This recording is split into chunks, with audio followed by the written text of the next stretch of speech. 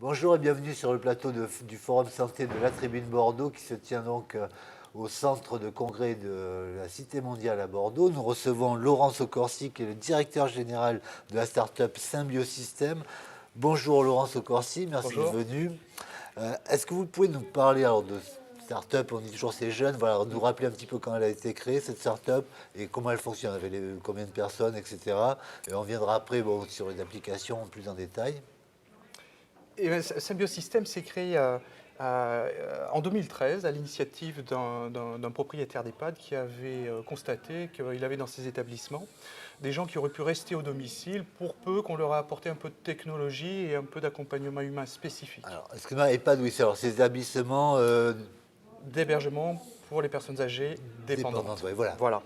En l'occurrence, Symbio s'est créé pour fabriquer cette technologie et Symbiosystem s'est créé autour d'une équipe, un patron d'EHPAD, un patron de boîte d'informatique et un patron de boîte d'audiovisuel et de domotique, et puis autour de moi-même pour manager le projet en quelque D'accord. sorte. Voilà. Donc on a créé cette solution, cette société en 2013.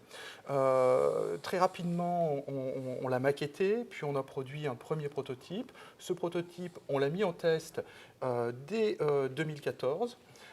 Et écoutez, maintenant, ça fait à peu près 2 ans que nous le testons en réel chez des personnes âgées. Et notre plus grande fierté, c'est d'avoir permis de maintenir à domicile une personne qui le souhaitait depuis plus de 18 mois. Et malgré son Alzheimer qui avance un petit peu, on continue à la maintenir à domicile grâce à ces systèmes. Et puis, dans son parcours, bien, elle rejoindra un jour l'EHPAD, Et alors, mais on lui aura permis de rester chez elle comme elle le voulait. pardonnez-moi, vous avez cité tous les promoteurs de la création de cette entreprise. Il y a des salariés ou c'est vous qui faites tourner tout ça avec vos associés Alors, on travaille là-dessus aux 4 associés, donc en Oui, tant qu'associés. Et d'accord. puis, on a également, au sein de la société d'informatique, 3 ingénieurs qui bossent là-dessus quasiment en permanence. D'accord.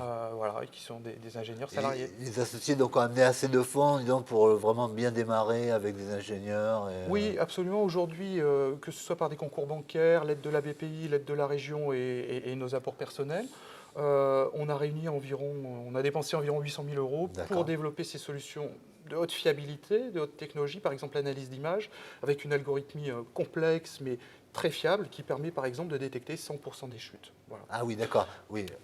Voilà. Là, on en revient à l'objet effectivement de votre innovation, quoi. C'est-à-dire que vous pouvez suivre exactement. Absolument. L'idée, c'est de mettre en sécurité les personnes, soit dans leur chambre d'établissement, soit dans leur domicile, en détectant toutes les situations anormales. Et pour ce faire, on ne peut pas se contenter d'un bouton porté, d'un médaillon. Il faut que ce soit l'environnement qui capte les informations et qui alerte en disant, ben voilà, écoutez, il y a eu une chute à tel endroit chez Madame Martin. Voilà. Et pour le professionnel, par ailleurs, ben, il faut pouvoir recevoir cette Ouais. information, par exemple en mobilité, une société de service à la personne ou un personnel qui est dans l'établissement mais qui se déplace dans l'établissement. Donc il faut que ça arrive sur son smartphone. Et puis il ne faut pas qu'il se déplace pour rien. Donc il faut qu'il Ouais. puisse faire une levée de doute vidéo sur son smartphone avec un échange vocal bidirectionnel qui va permettre de parler à la personne, de la rassurer, mais aussi d'évaluer la gravité de la situation Ah oui. et de décider du mode d'intervention le plus approprié. D'accord. Voilà. Oui, c'est très sophistiqué, quoi. C'est très sophistiqué. Notre différenciation, elle est dans le fait qu'on va fournir un haut niveau de fiabilité dans l'identification des situations anormales et dans la mise à disposition de ces informations aux professionnels ou à la famille. Et puis le deuxième niveau de différenciation, si je peux dire, de notre entreprise, au-delà de cette sophistication technologique, c'est le fait d'amener sur le téléviseur de la personne un certain nombre de fonctionnalités de maintien des capacités cognitives, de domotique pour lui faciliter sa vie quotidienne, et puis aussi de communication avec de la messagerie, du diaporama, directement sur sa télévision D'accord. et commandable avec sa Ah télécommande. oui, ok.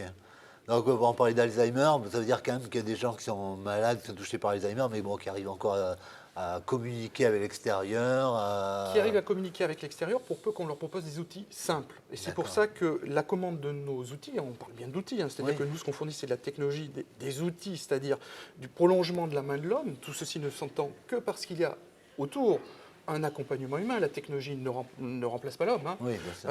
Voilà. Mais encore faut-il que ces outils puissent être commandés de manière simple. Et par exemple, une personne en perte de capacité cognitive, on aura du mal à lui apprendre à utiliser une tablette par Ouais, exemple, bien sûr. alors que sa télécommande, elle l'utilise depuis 40 ans. Ah oui, Et d'accord. on va lui permettre de commander ses volets, d'allumer la lumière, de baisser le chauffage avec la Ah, télécommande de très sa bien. télévision. D'accord, oui, vous conservez un continuum On est dans le technique, si on peut continuum, dire, oui, voilà, pour pas de... absolument.